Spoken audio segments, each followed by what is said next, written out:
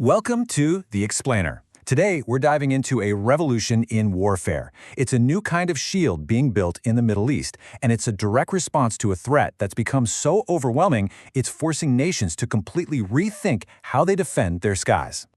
So let's just start with this pretty chilling assessment from the former head of U.S. Central Command. He uses a specific word here, overmatch. Now what that means is the attacker has so much firepower they can literally swamp any defense you throw at them. And according to him, this isn't some future problem. It's happening right now. And yet, when we see images like this, it feels like everything's okay. We see these incredibly sophisticated systems, these technological domes creating a protective bubble. It's a really powerful and, frankly, reassuring image of security. But that whole feeling of security, it was completely shattered. Back in 2019, a single, devastatingly precise attack showed the world that even the most advanced, multi-billion-dollar defenses could be totally bypassed, leaving a country's most critical infrastructure wide open. So what does this threat actually look like? Well, military planners have a name for it. They call it a 360-degree ring of fire. This right here was that 2019 attack on Saudi Arabia's oil facilities. It was this coordinated swarm of low-flying cruise missiles and drones, and they hit with just stunning precision. But here's the kicker, the part that shocked everyone. The facility was protected by advanced Patriot missile batteries, and yet zero projectiles are intercepted. The defenses never even saw them coming. And look, this wasn't some one-off fluke.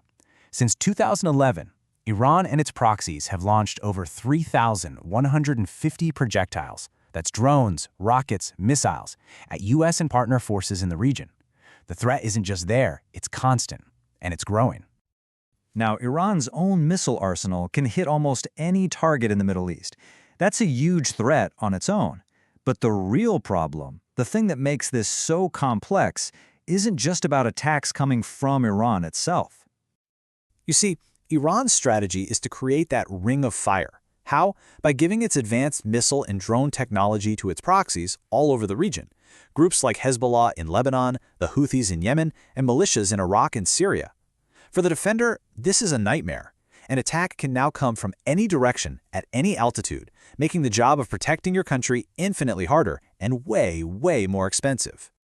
So, faced with a threat that no single country could possibly handle on its own, a new idea started to emerge, a new doctrine for defense based on an integrated, collective shield. And that concept is called Integrated Air and Missile Defense, or IAMD for short. The fundamental idea here is really a radical shift in thinking. Instead of each country just defending its own little piece of territory, what if they connected all of their sensors, all their radars, into one seamless region-wide network? And this graphic really shows you the difference.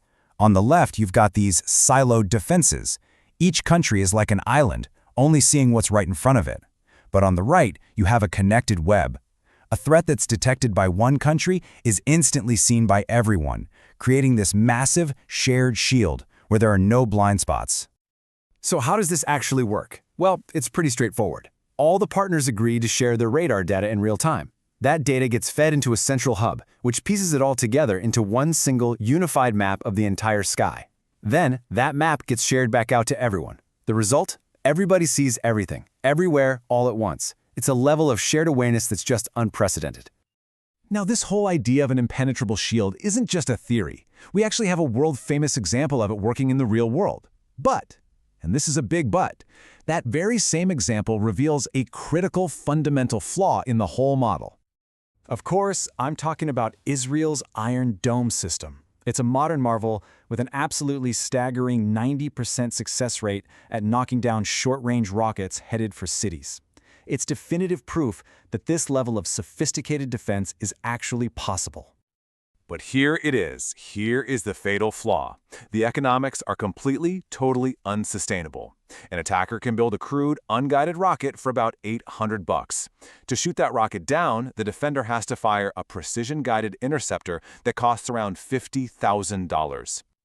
You see what's happening here? The attacker doesn't even have to hit anything to win. They can just keep launching waves of cheap rockets, forcing the defender to spend themselves into bankruptcy trying to stop them all. It's a war of economic attrition that the defender is pretty much guaranteed to lose. So if firing incredibly expensive missiles isn't the long-term answer, what is? while the solution might just be a revolutionary new technology, the iron beam. And this is where that entire economic model gets flipped completely on its head. Meet Iron Beam. It's a directed energy laser weapon. So instead of a $50,000 missile, the cost per shot is just a few dollars. Basically, the price of the electricity it takes to fire the laser. Now, Iron Beam doesn't replace Iron Dome. It works with it. The idea is to let the laser handle the huge swarms of cheaper threats, the rockets and the drones, and save those expensive missiles for the bigger, more complex targets. And maybe the best part? It runs on electricity, which gives it a virtually unlimited magazine. As long as you have power, you can keep firing. But beyond all the amazing technology, there's a really deep human story here.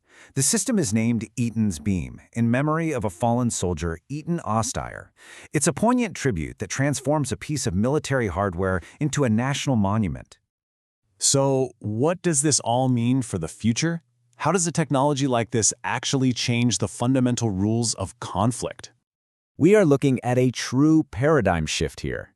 This move from expensive physical missiles to low-cost energy weapons completely changes the math of an attack. For the very first time, the economic advantage might actually shift decisively over to the defender. And all this leaves us with a really critical question for the future. As this kind of directed energy weapon becomes more common, how does the whole landscape of global conflict change when the ability to defend a nation's skies becomes nearly limitless and almost free? Thanks for joining this explainer.